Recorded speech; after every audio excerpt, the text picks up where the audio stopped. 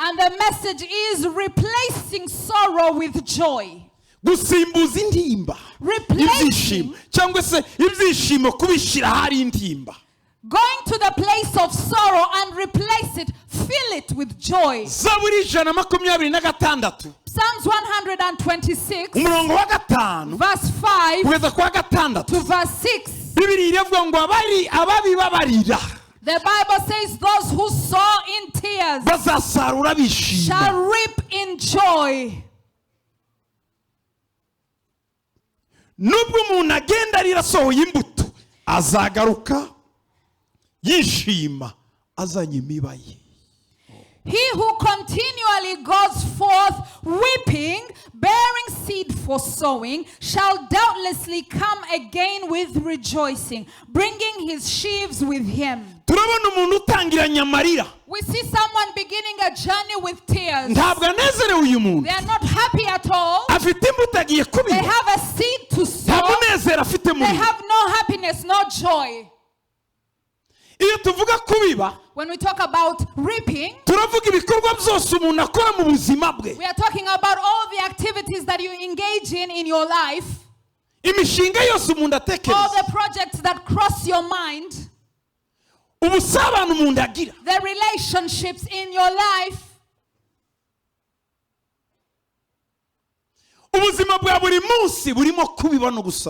Our everyday life is marked by sowing and reaping. The words we utter have sowing and reaping. Our relationships are about sowing and reaping from them. Our daily activities are about what we sow and what we will reap.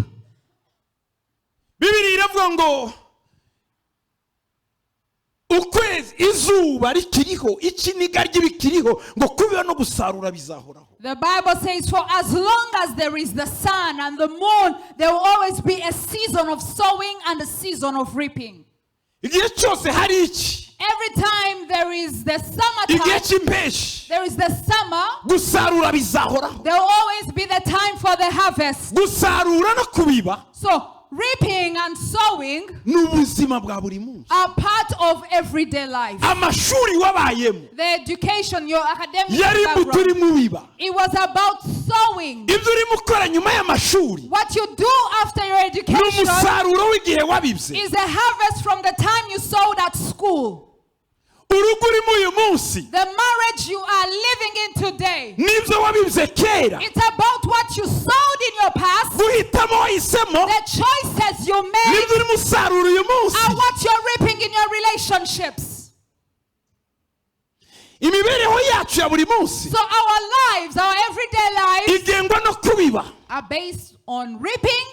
And every time you reap, there is no joy in reaping.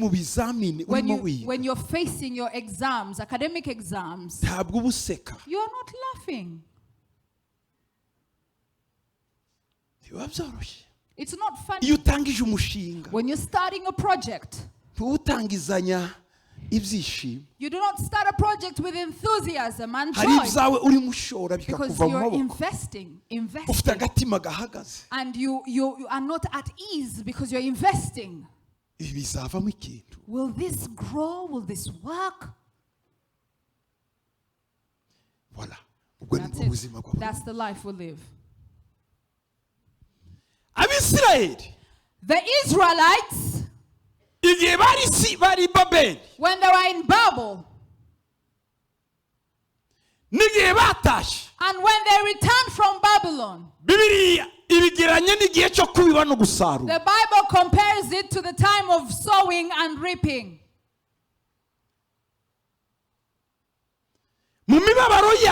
Because in their pain and their sorrow, in their tears, in their pain, they were waiting for a savior, a redeemer. The person who would redeem them from this pain. And then the heart would rejoice again. yateganije mu buzima bwacu ducamo.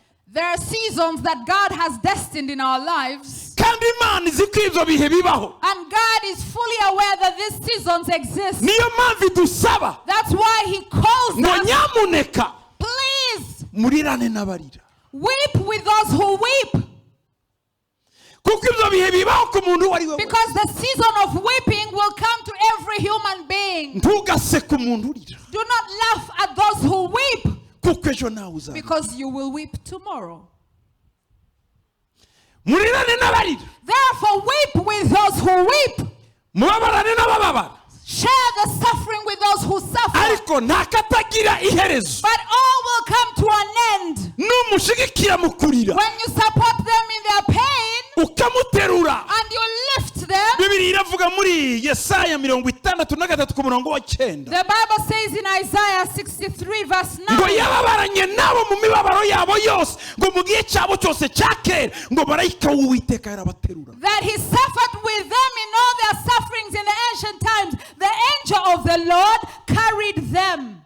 69, Isaiah 69. 63 verse 9. Yababaranye nabo mu mibabaro yabo yose. Yababaranye nabo. Imana irabizi ko icyo gihe kibaho. Ibabarana nawe muri icyo gihe ubabara. Ngo yababaranye nabo mu mibabaro yabo. The English Bible says Isaiah 63 verse 9 that it troubled the Lord to see them in trouble. No. In all their affliction, He was afflicted. He was afflicted with them in all their affliction. God was afflicted in their affliction.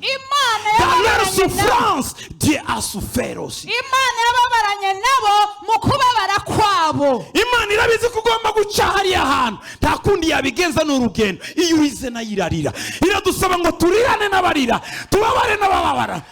He knows it's part of the journey. He will go with you in your affliction. Therefore, He calls us to weep with those who weep, cry with those who cry. Ntugase kurira, ntugase kubabaye, ntugase ku muntu wiyunamiriye ngo uvuge ngo ariko suri yahora muri biriya. Oya, ari mu bihe wowe utazi. Arimo aranywera ku gikombe kibishe, ariko igihe kizagera nawe anywere ku gikombe kiryoshye. Do not laugh at those in pain. They are drinking of a cup that is hard to bear, but time will come and the cup will be empty. Imbere y'Imana haba marayika. Ngawe soma papa. Before the Lord there is an angel. Na marayika uhora imbere ye. Na marayika uhora imbere y'Imana. Yajyaga bakiza. And the angel of His presence saved them. Yesaya avuga uyu marayika. Isaiah talks about this angel. Ntabwo yavuze Mikayeli. He didn't call him Michael. Ntiyavuze Gabriel. He didn't call him Gabriel. Ntiyavuze ingabo z'ijuru. He didn't talk about the marayika wahoraga imbere y'Imana. He says the angel of His presence. Ni Yesu Kristo. And that is Jesus Christ. Uyu marayika ni Yesu. This angel is Jesus.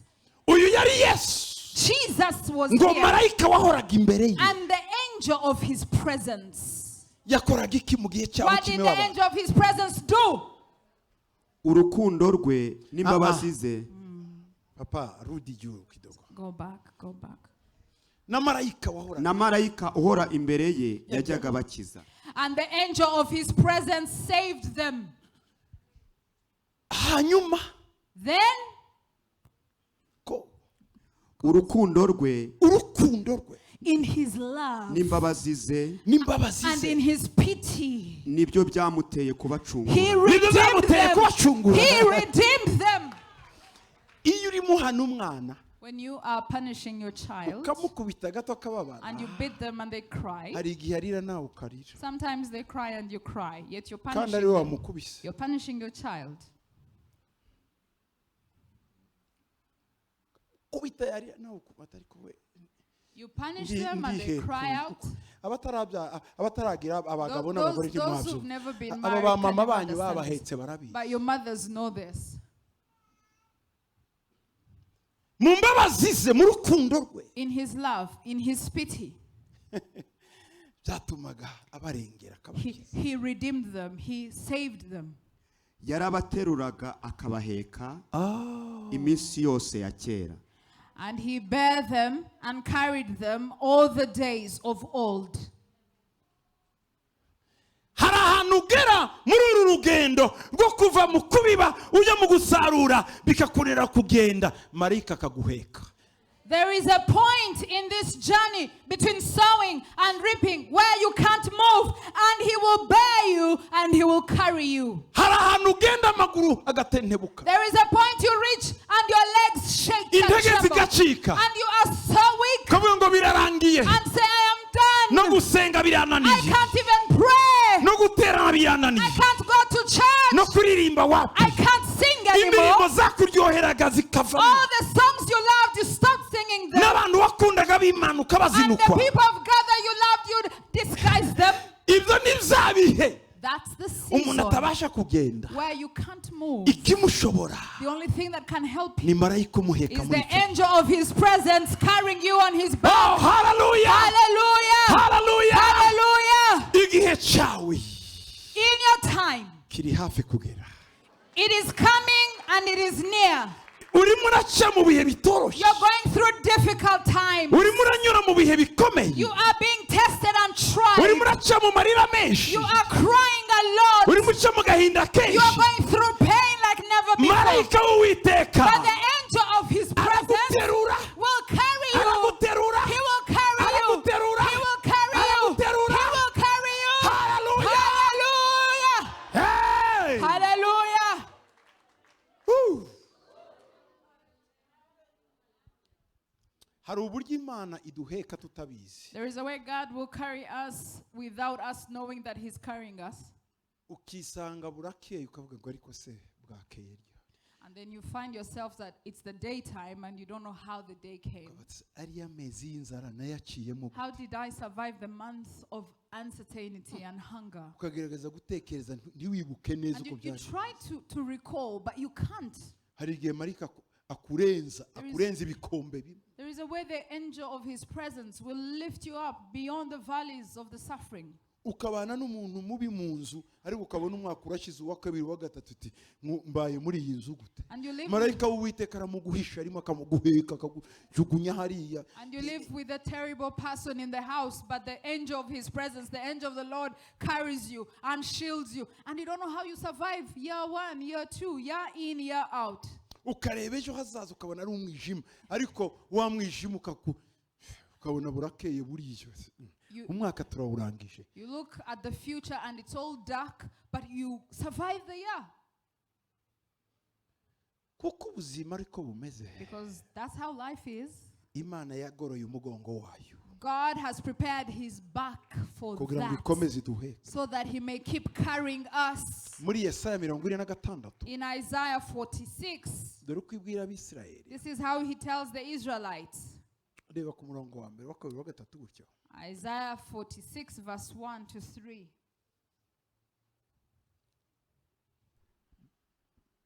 Ku murongo wa mbere, Beri irunama. 2. Yes, 46 verse 2. 2, 3. Ibyo bigirwamana 3. Uri muri Isaiah 46? Isaiah 46. Okay, 3. Nimunyumve mwanzu ya Yakobo mwe. Mwanzu yande? Ya Yakobo. Hearken unto me, O house. Pani ya Yakobo. Inzu yande? Hearken unto papa wawe na mama wawe na cyangwa utabafite wivuge. Inzu yande? Ya Gitwaza. Hearken unto me, O house of Barbara. I said my name. Okay. Uzikwirwanaho nahize ngo uravuga iyanjye navuze izina ryawe. Okay. Good. That's good. Yabibye. Kuvuga nukubiba. Nimunyumve mwanzu Yakobo. Hearken unto me, O house of Jacob. Namwe abarokotse bo mu nzu ya Isirayeli mwese. Namwe abarokotse. And all the remnants of the house of Israel. Abona hetse mukiri munda. Ye baba we yatangiye guheka mama wawe ari umusinzi agenda butazi yagiye na papa wawe nabandi bagiye mu bapfumu bajwigiriza utuntu Imana banyiciye umwana ikamukwambura ikaguheka. Ngo natangiye kuguheka ukiri he? Ukiri munda. which are born by me from the belly, which are carried from the womb. God carried you in the womb when your parents didn't know God. Do you know what it means to have a drunk mother who is pregnant with you? She's drinking all the local brew, all the local beer. And you are a prophet in the womb. You are a singer in the womb. You are a servant of God in the womb. But your mother is drinking local beer. Who else would carry you if it wasn't God carrying you? If God wasn't carrying you, who would be carrying you?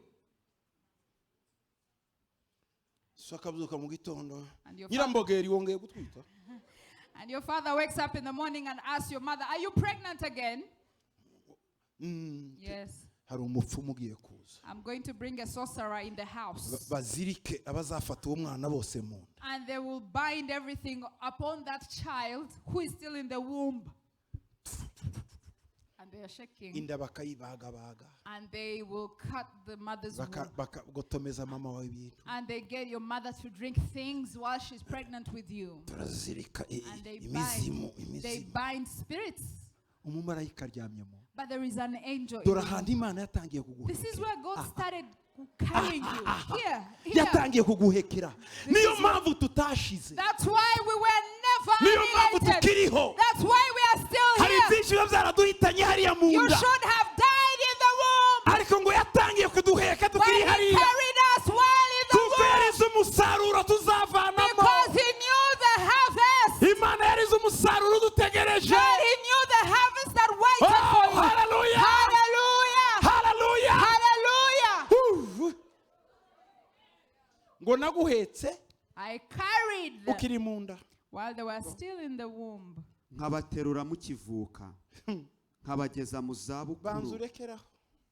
And carried them when they were born. The hands that carried you, the day that you were born. Some were good, some were bad.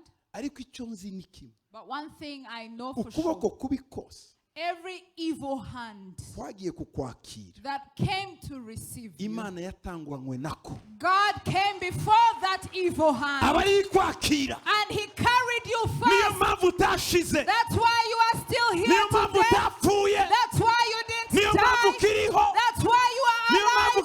That's why you move. That's why you have promises. That's why you will make it.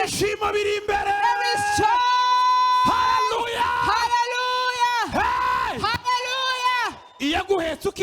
He carried you in the womb. And He received you when you were born. Praise God. Hallelujah. Hallelujah. Hallelujah. Hallelujah. Hallelujah. Hallelujah. God is amazing.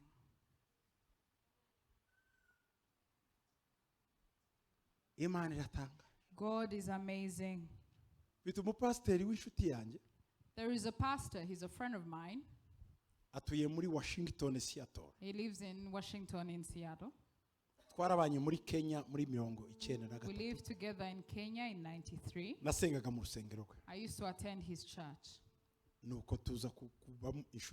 We became friends. And we are now together in the Apostolic Coalition. One day, he brought a newspaper. We were in Kenya. He read the newspaper. It was a Sunday. And this was the headline. That people have gone. And people have seen a plastic bag moving. And there was something screaming in the plastic bag. When they went to see the plastic bag, they found a baby in the plastic bag. A one-day-old baby in the plastic bag. And this was a Somali baby. A girl. They had cut the baby by the neck.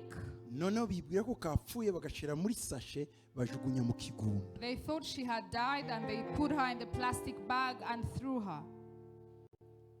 Sashe karakomeza kagenda. So the bag kept moving. Gasohoka ku nzira. And the bag moved and reached the street. Bakabonye. When they saw the baby, babonamo umuntu. they saw a human in the Uruhinja bag. rw'umunsi. A 1-day-old baby Sashe yuzuyemo amaraso. that had been cut and the bag was full of Batemye blood. imitsi yose yose. They had cut. Bakajyana kwa muganga. They took this baby to the hospital. Kinyamakuru barandika. In the newspaper they wrote, Muri national. in the, Daily. the National Daily they wrote, Muri Kenya. in Kenya, Ko hari umwana babyaye bamuta ku nzira ariko bamutemye. that there is a baby who had been slashed and was thrown by the road in a plastic bag. Jonathan Hansen Jonathan Hansel yumvagiza agahinda ke. was very moved. Imana iramubwira ngo God told him, naje kureba uwo mwana. I came to see this child. Aja kureba uwo mwana. God told him to go and see the child. He went to see the child. Asanga ari mu bitaro Found the child in the hospital, ariko abaganga bavuze ngo but the doctor said arapfa. she will die. Arababwira ati reka musengere. He said, let me pray for this baby. Aramusengera. He prayed for the baby. Asaba niba bamumuha. And he asked if they could give him the baby. Yari umunyamerika. He was an American. Ati no ntitumuzi bigomba guca mu bintu birebire ariko iyo nkuru irihuta cyane muri make baza kumuha baramuha. They said no. Nyuma y'ibintu byose We don't know. It has to go through the procedures. But this worked so fast that eventually they gave him this girl. Aradusezera ku cyumweru. On the Sunday, he bid us farewell. Batejo nzamujyana muri Amerika. And he said, I'm taking this child to America. Bashakishije indege. They tried to get a flight. Wa mukobwa This girl, nta josi. her neck wasn't Imitsi really there. She was bleeding. Sinzi uko babigenje. I don't know what the doctors Bashaka did. abaganga. They got bamukubita mu doctors, ndege no muri Amerika. put her on the flight. She went to the U.S. Bamujyanye mu bitaro. They took her to a hospital. Abanyamerika bamubonye. When Americans saw this girl, Bahamagara aba specialiste bakomeye. they called surgeons, specialist surgeons. Bamushiramo imipira They put in tubes ishobora gutuma ahumeka kugira ngo bakore ijosi. that could help her breathe while they operated on her neck. Kuko ko yahumekeraga handi. So she was breathing from somewhere else. Bamuremera ikintu kimeze nk'ijosi, ikintu kimeze donc bacisha mu biryo byose none batangira gukora ijosi. So they started operating the neck and God had to breathe and function from somewhere else. Nyuma y'amezi atatu After 3 months, imitsi iratangira iragaruka. the veins were healed Ijosi ritangira kuba ijosi. and the neck came back Kuko together. ntiryariho hari hasigaye akantu gato gusa umutwe unaga. The only part was left small and the baby could have died. Barisubizaho baramudoda. They operated, they stitched Kubwo ubushobozi everything, bw'Imana. and by the grace of God, Ijosi risubiraho noneho bakuramo bya bindi bacomeka hari umupira wasohokaga. and eventually as the baby was healing, they put in a tube in the neck because now the neck was coming back together. Aragaruka muri Kenya. Jonathan came back to Kenya. Nyuma y'amezi atandatu asubirayo. After 6 months, he went back to the U.S. Asubirayo kandi. Went back to the Nyuma U.S. hafi y'umwaka.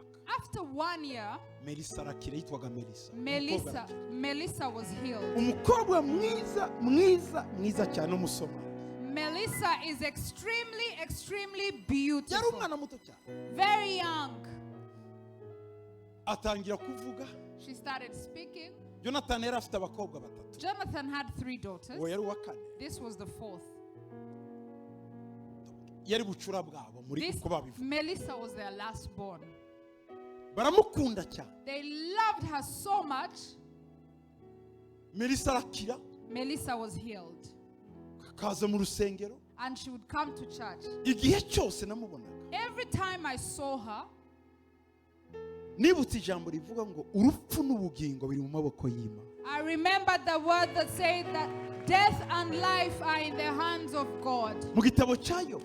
In the book of Urupfu Job, n'ubugingo that death and biri life mu maboko y'Imana. are in the hands of God. Nabonaga Melissa I would see Melissa kabona Imana. and I would see God. Ariko namureba kandi But when I saw her kibuka again, urupfu. I would remember death. umwana arakura, she grew up, ifamiye gusubira muri Amerika. and the family eventually moved back to the US. Yewe ndaza mu Rwanda. I came to Rwanda. Nyuma y'imyaka, After so many years, ndi muri coalition apostolique. in the apostolic coalition, Nicaya. I was seated. Mbona umuntu iri. I saw someone at the back Arimo arandeba cyane. looking at me. Ndangije. After that session, Turangije. Aza yiruka cyane. he came running Gitwaza. and called me Gitwaza, Gitwaza. Murebye. When I looked at him, Jonathan Hansen. it was Jonathan Hansen. Jambo rya mbere namubajije. The first word I asked him, Melissa ari. where is Melissa? Yararongowe n'umugore. And he told me Melissa is married. She's a married woman now.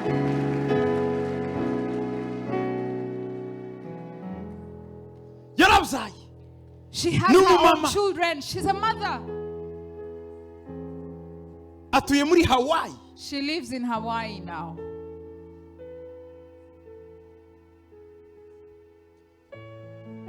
Twaciye muri byinshi. We have been through so much, Ariko twabonye ukuboko kwe. but we have seen the hand of God. Uwo mvuze ni Melissa, nawe ufite Melissa wawe, nawe ubwawe uri Melissa. Hari uburyo nawe wagiye uva aho hantu. Hari umumama wari mutanga ubuhamya hano, narimo mukurikira uko Imana yamukuye mu bitaro yabyi inda ya donc Imana imukuraho. Imana iracyariho, Imana iracyakora kuba umugambi dufitanye nayo utaragera ku musaruro ntizakureka. That is the story of Melissa, but perhaps you are your own Melissa. God is still working, God is still moving until He brings you to the accomplishment of His promises. Iracyari ya mana ivuga bikaba, iracyari ya mana itegeka bigakomera, iracyari ya mana ivuga bikaba, iracyari ya mana itegeka bigakomera. Oh, hallelujah! Hallelujah! Hallelujah! Hallelujah! Wewe uri murira muri iyi minsi. You are weeping in these days. Haruje kuguheka. Someone is coming to carry you. Azaguterura. Someone will carry you. Azakugezayo. And they will take you Hey! there. Hallelujah! Ese Imana yaretse Melissa? Did God leave Melissa? Ese Imana yakuretse? Did God leave you behind? Oya. No. Soma twumve. Ngo yarabateruraga. Zaguterura hanyuma. I will carry you. Hanyuma ikurekeraho. Will He carry you and that will be it? nkabageza mu zabukuru ndiwe muzarinda imvi ziba uruyenzi. Komeza papa, hera hejuru gatoya. Subiramo ya gatatu yose. Kugira ngo nimunyumve mwanzo ya Yakobo. nimunyumve mwanzo ya Yakobo. Listen to me, O house of Wowe Jacob. Imana niwe wibwire, nta bya Yakobo wa kera. Not Jacob, you. God is telling Yakobo you. abe wewe uyu mu. I want you to be Jacob. namwe abarokotse bo mu nzu ya Mwese Isirayeli mwacitse kwicumu n'abandi mwese mukiriho. Mwese mwumve And iby'Imana. all the remnant of the house of Israel, all of you who are alive, abo nahetse mukiri mu nda Ukiri mu nda naraguhetse. Hanyuma who have been upheld by me from birth, nkabaterura mukivuka mukivuka narabaterura. who have been carried from the womb, nkabageza mu zabukuru. even to your old age. Kakugeza mu zande. Even to your old age. Mu zabukuru. Your old age. Urumva ya Mana yatangiranye nawe ukiri mu nda. The God who, Ikomezanyije nawe uvutse. Izakugeza mu zabukuru. Bimeze gutaho papa. ndiwe Vuga I ngo am ndiwe. He. muzarinda imvi ziba uruyenzi nkibaheka. Ye baba we. And even to gray hairs I will carry you. Umusatsi wose upfuke uhinduka umweru. Kigize nde? Even when you have gray Imana hair. gwese uri umwana igwe kuri umusozi none ubaye muzehe na mukecuru yacaguhe. Iyo Mana twayigeranya nande. God will carry you until you have gray hair. Ibi binyereka ko This shows me ni Imana y'impinja. He is the God of babies. Ni Imana y'abakuze. He is the God of the Ni old. Imana y'abasaza. He is the God of Ni the Imana elderly. y'abakecuru. He is the God of old men and old Uracyari women. kumwe nayo mu rugendo. You are still with Him in the Itegereje journey. umunsi w'isarura. He is waiting for the harvest. Hallelujah. Hallelujah. Yeah. Hallelujah. Wari urangije? Waurangije. Ninjye waremye. Ninjye waremye. Ninjye uzaheka. And I will bear. Uzagira. I will bear. Ni koko nzaheka kandi nzajya nkiza.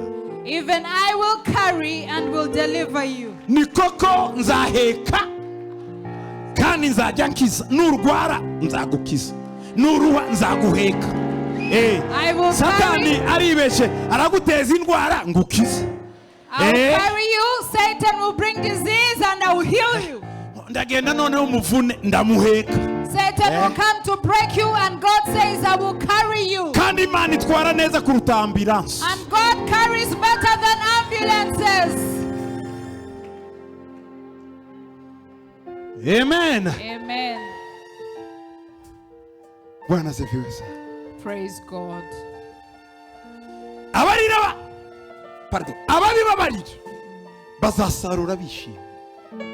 Iyi mbuto yawe y'amarira, ayo marira urira mu ijoro, Bibiliya iravuga muri Zaburi ngo Imana yapfundikira mu gacupa kayo, buri rira ryose utonyanza hasi rikagwa rirabitse. Bamwe ndagira ngo inkunguru zimaze kuzura, si icupa ryonyine, ayo yose Imana irayabitse kugira ngo izayarutishe. Umunezero wawe uzayarute, umunezero Imana izaguha uzaruta ubwisha amarira wagize, kuko turi mu mwaka wo gusimbuza ibintu. Imana igiye gusimbuza amarira yawe umunezero. Those who sow in tears shall reap. I want to tell you that God carries each tear that you cry and puts it in a bottle. And there are people who have so many bottles of tears, but God will take those tears and He will replace them with joy. Nubwo umuntu agenda arira asohoye imbuto, azagaruka yishimye azanye imibaye. Though he continually goes forth weeping, bearing seed for sowing, shall doubtless come again with rejoicing, bringing his sheaves with him. Yeremiya 31 ku murongo wa 9. Jeremiah 31 verse 9.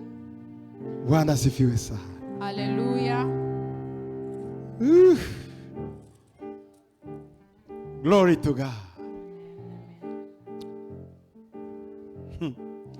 Bazaza mwahabonye.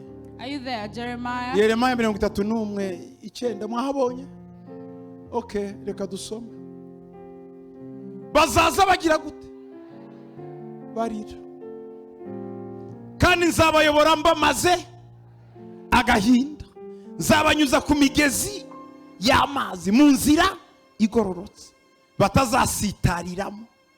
Kuko mbere Isirayeli ki umubyeyi, nawe Efraimu ukaburiki imfura yanjye. They will come weeping, but I will bring them back with consolation. I will lead to water filled with to rivers filled with water by a smooth way, where they will I'll lead them to wadis. To wadis, sorry. To wadis filled with water by a smooth way, where they will not stumble. For I am Israel's father, and Ephraim is my firstborn. Ephraim is my firstborn. Hey. Ngo reka tuje muri originale y'iki cyanditswe mu rurimi originale rwacu. Let's go to the original passage. Muri original passage. Bazaza barira kandi nzabayobora. Umva uko original verses zivuga bitandukanye gato na n'ikinyarwanda, kuko mu kinyarwanda version bakoresheje wayibonye nayo waye Holman Christian Standard Bible, ariko twagiye mu mizigi Heburayo. Bazaza barira kandi nzabayobora.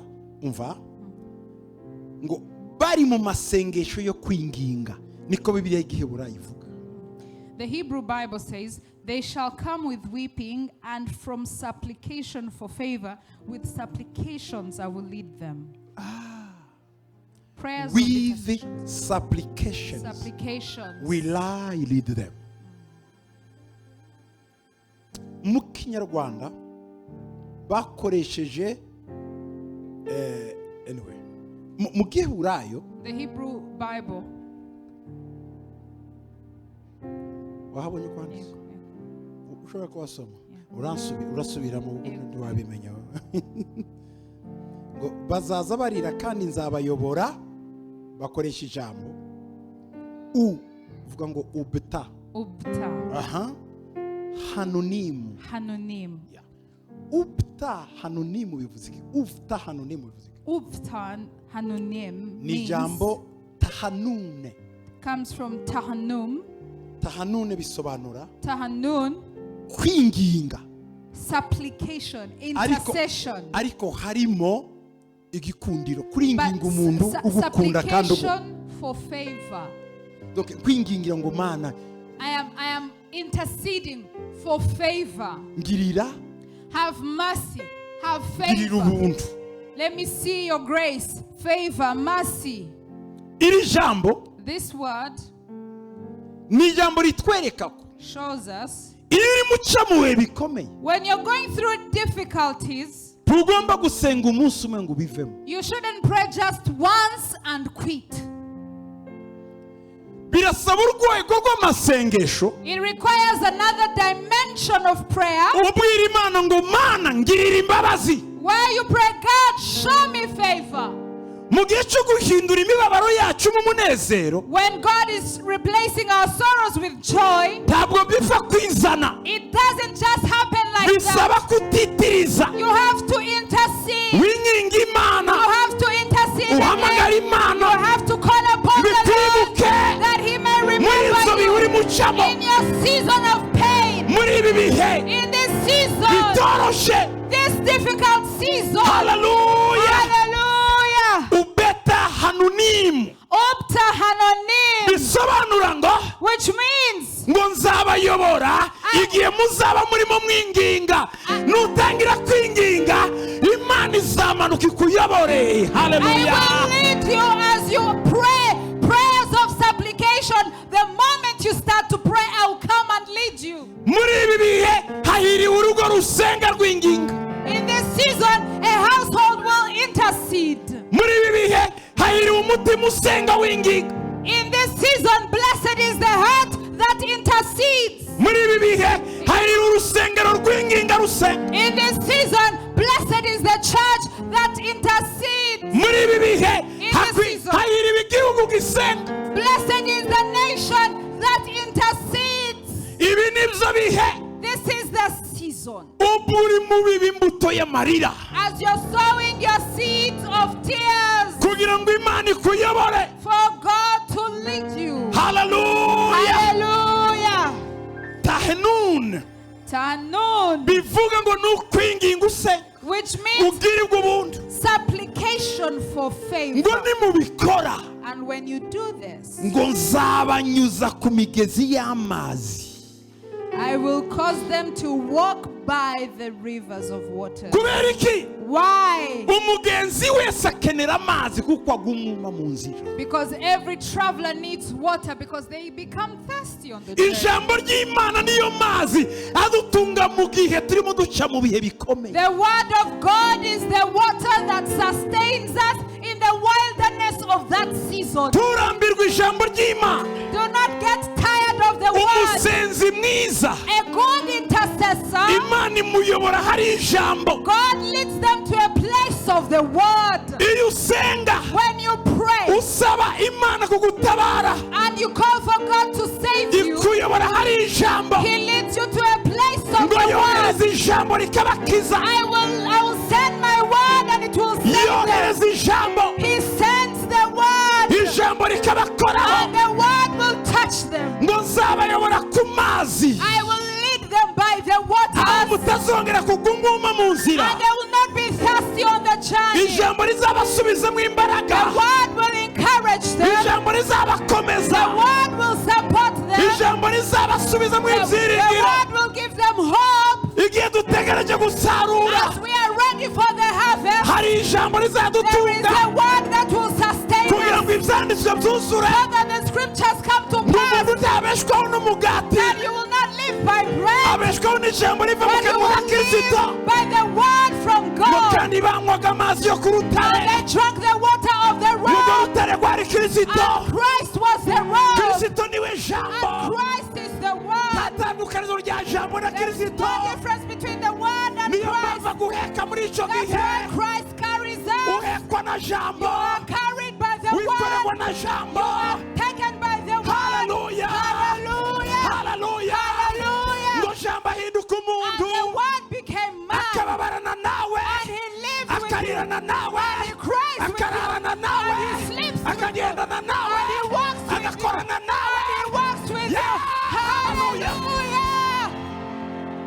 Ngo jambo ahinduka umuntu. The word became man. Kuyoborwa ku migezi ni ukugendana na jambo. Led by the waters means walking with the word. Hey! Hallelujah. Bwana asifiwe. Praise Jesus. Woo! Hallelujah. Nzabanyuza ku migezi y'amazi mu nzira igororotse batazasitariramo. I will lead them to walk by the rivers of waters in a straight way wherein they shall not stumble. Imana izakuyobora hagororotse. God will lead you in a straight way Igihe utegereje gusarura. as you wait for the harvest. Yesaya 35:10 reka twihute turangiza. Let's go to Isaiah 35 verse 10. Ngo abacunguwe n'Uwiteka. Vuga ngo abacunguwe n'Uwiteka. And the ransomed of the Lord Bazagaruka bagerehe. shall Isiyoni. return and come to Zion.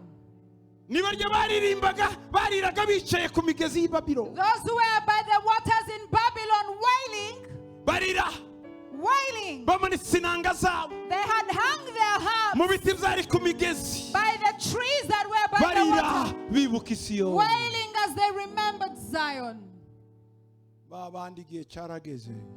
That same group of people, Abagabo barabyuka mu gitondo. the men rose up one morning Ngo basha tugiye kumanura inanga. and they said, we are about to unhang our harps. Umwana akabaza papa byagenze And the gute? children would ask, what happened? Turababwira amakuru We will bapeti. tell you what happened. Manura inanga. Bring the harps. Mada My wife, bring the harps. tegura abana ngiye kumanura inanga. Prepare the children. I am pulling Hari down the harps. inanga impano yawe igize igihe kirekire yaramanitse kubera agahinda. Igihe kiraje igiye kumanurwa ugiye kongera gukorera mu mpano zawe. Oh, hallelujah. Your harps, your gifts had been hung because of your sorrow and pain, but time has come for it to come down and you will move in supernatural power. Reka twisomere Yesaya 35:10 turi kumwe. Isaiah 35 verse 10. Abacunguwe n'Uwiteka bazagaruka bagera i Siyoni. And the ransomed of the Lord shall return and come to Zion. Bagira gute? With what? Bagira gute? With what? I Babyloni bakoraga iki? What were they doing in Barariraga. Babylon? They Abasubiye i cried. Siyoni bagira But bagira in gute? Zion they go Baririmba. with Uyu niwo bita song. umusaruro. This is the harvest. Kwishima mu cyimbo cyo kubabara. Joy instead of sorrow. Kubyina mu cyimbo cy'umuboro. Dancing instead of weeping. Guhaga mu cyimbo cy'inzara. Being full instead of hunger. Kwambara mu cyimbo cy'ubusa. Dressed up instead of nakedness. Gukomera mu cyimbo cy'indege nke. Greatness instead of Ibi weakness. bizanwa n'indirimbo. This comes Wow. by song. Hallelujah. Hallelujah. Hallelujah. Hallelujah. Yeah. Hallelujah. Abacunguwe n'Uwiteka bazagaruka bagira i Siyoni bagira gute? Baririmba. And the ransomed of the Lord shall return and come to Zion with songs. None umva ibi ngibi umva ibi Listen, umva ibi listen, umva ibi listen. we. Listen, focus on this. Woo. Next line, focus. Turi together. Rimwe kabiri gatatu. Ibyishimo And bihoraho everlasting joy bizaba upon kuri bo. their heads. Ibyishimo bigira gute? Everlasting joy. Burya uyu mubabaro n'uw'igihe gito. So the sorrow is not everlasting. Burya uyu mubabaro uzagera igihe ibyishimo bihoraho biza. Sorrow will be replaced by everlasting joy. Ibi bintu ngewe So the scripture, ibyishimo everlasting joy.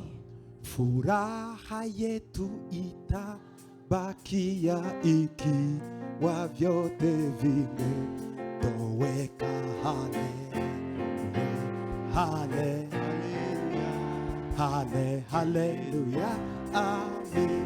Furaha, furaha yetu itabakia ikiwa vyote vimetoweka.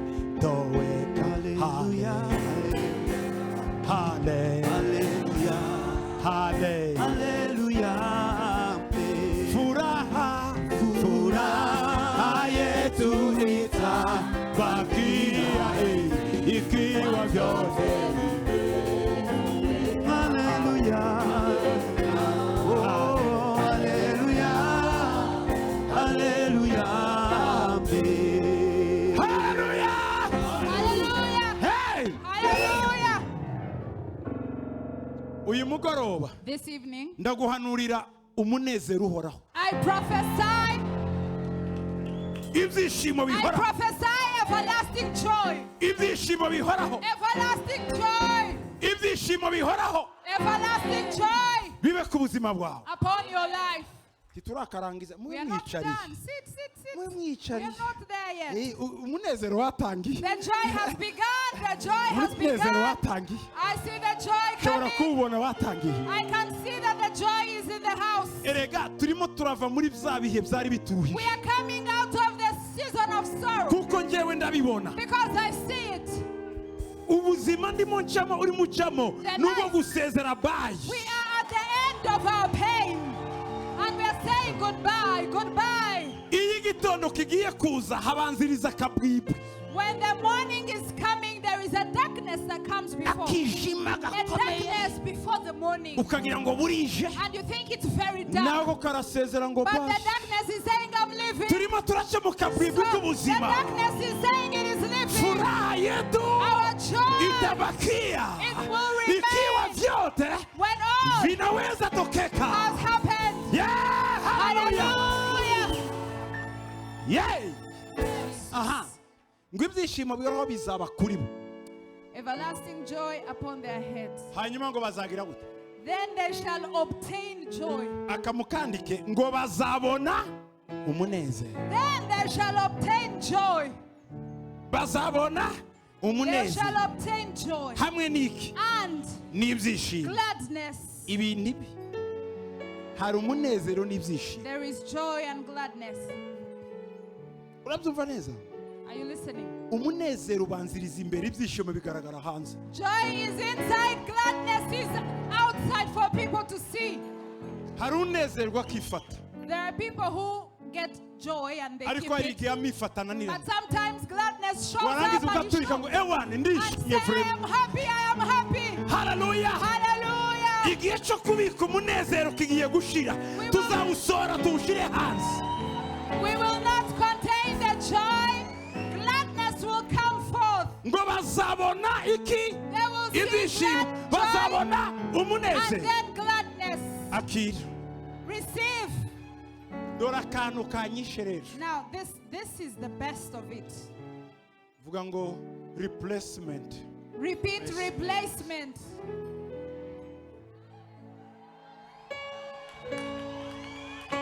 Bwana sifiwe sana. Praise the Lord. Ngo kandi iki kandi And iki what? iki And what? kandi umubabaro And sorrow n'iki kindi and sighing no gusuhuza umutima and sighing. bizagira gute? What will happen? bizahunga. They shall flee. They shall flee. Yeah! Hallelujah. Yeah! Yeah! Hallelujah! Hallelujah! Hallelujah. Hallelujah! Umva gato. Listen. Ufite Listen. umubabaro tugira ngo urakomeye n'intimba birakomeye naho nuko ibyishimo n'umunezero bitaraza. Abagabo bararutana.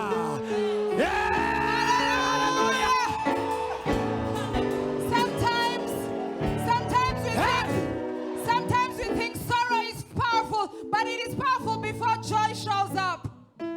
Yewe Because when joy shows up, burya umwijima ukomeza ari umwijima umucyo utaraza. Darkness is there before the light. But when light shows up, burya umubabaro sorrow no gusuhuza umutima and sighing, iyo bibonye umunezero when they see n'ibyishimo joy bije and gladness coming, bizinga they ipantaro. take off the trousers and they go.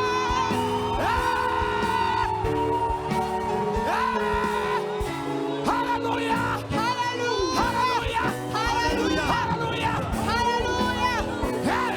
Hallelujah! Vuga ngo abagabo bararutana. Repeat. abagabo bararutanwa. Power is Ahari distinguished umunezero n'ibyishimo, where there is joy and gladness, umubabaro sorrow no gusuhuza umutima and sighing birahunga. will flee. Umva rero, Listen, ndebera gato gusa Yesaya 51:11 hanyuma ndabareka mwiruke. just go with me to Isaiah 51:11. Nawe yabivuze gutyo kandi ariko hari utuntu yagiye arunga nk'umunyu. He adds something else in Isaiah 51. 51:11 Isaiah 51:11. ngo nuko abo Uwiteka yacunguye Amen. bazagaruka baje Siyoni bagira gute. Hallelujah. Donc kuririmba byo ni automatique. Okay? Therefore the redeemed of the Lord shall return and come with singing into Zion. Singing will become automatic. Aha ni ibindi. Listen. Umunezero uhoraho uzabahe And everlasting joy shall be upon ku mitwe their head. umva nkubwire Listen. nihe hashyuha kurusha ahandi mu bitekerezo, What place gets hot when you have problems? nihe hatuma udasinzira, When you are not able to sleep, what happens? It's the head, right? nihe hamera imvi igihe kitaragera, What gets gray hair before the time? nihe hapfuka uruhara igihe kitaraza, Who becomes bald before the right time? nihe hagusaza ukarara uzenguruka mu gitanda. What moves you in your bed? ngo nizana umunezero But when joy comes, uhoraho everlasting joy, izawushira. I will place it where? Yeye ngaho nawushireho Place manura. everlasting joy. Hallelujah. Hallelujah. Okay, reka dukomeze. Umunezero uhoraho And everlasting joy uzaba ku mitwe shall be upon their head. sibyo? Right? Hanyuma Then bazagira iki? they shall obtain. Hejuru kuri Yesaya rya mbere bavuze ngo bazabona, ariko aha bazagira They shall obtain umunezero gladness niki and n'ibyishimo. joy, Okay, umubabaro niki no sorrow, guzuza umutima bizahunga iki sorrow and mourning shall flee away. Abanyarwanda bavuze ne umuhashya niki? Ni umuntu uhashya, ukubita bikagenda, ukuraho, uhanagura, gutumura. In Kinyarwanda it says it shall be moved, it shall be blown away. Nibimara kuza ku mutwe wawe When everlasting joy comes on your head, bitashuka ndani ya roho, it will go to your soul. umubabaro Then the pain no gusuhuza umutima and the sighing and the mourning, bizakubitwa ikiboko they bihunga shall be umuhashya. hit and they shall be blown away. Gahinda we, Sorrow, mubabaro we, pain, ugiye gukubitwa mu you are isegonda about isi. to be struck. Ngiye kubafanya tubahirika akanya gato hanyuma Let's dutaha. strike. Tugiye gusenga muri aka kanya. We are going to pray. Tusenga wirukana agahinda, urasenga wakira umunezero. You will not rebuke sorrow, you will pray to receive joy. Wendirirwe wiri urwana n'amapepo y'uburakari, amapepo Fighting the spirit of anger. hamagara umwuka w'umunezero Call upon the spirit of n'ibyishimo joy and gladness, ngo biriruka bihunga iki? and the Umuhashya. rest will fly away. It will flee. Amen. Amen. Amen. Amen. Amen. Amen. Amen. Amen.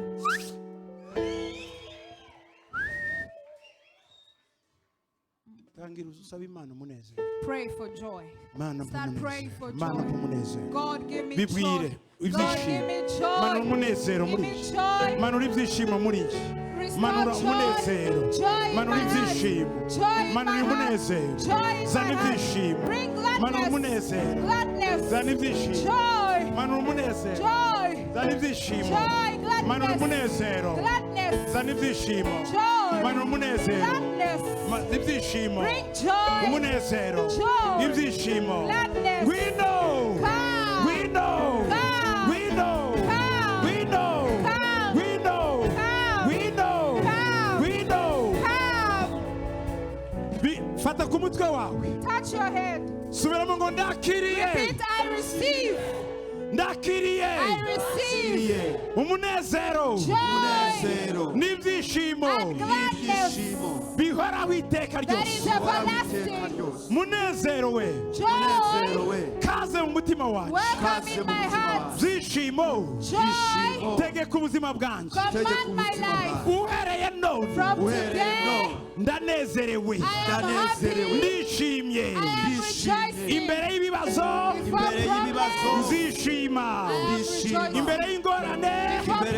Nzishima. Wantimba we. Wamubabaro we. Uzahunga umuhasha. Mu izina rya Yesu. Mu izina rya Yesu. Ndakiriye. Umwuka w'umunezero. Umwuka w'ibyishimo. Mu buzima bwanjye. Mu nzu yanjye. Mu rugo rwanjye. Mu bana banjye. Muri bene wacu. Mu itorero ryanjye. Mu gihugu cyanjye. Uyu munsi ni iteka ryose.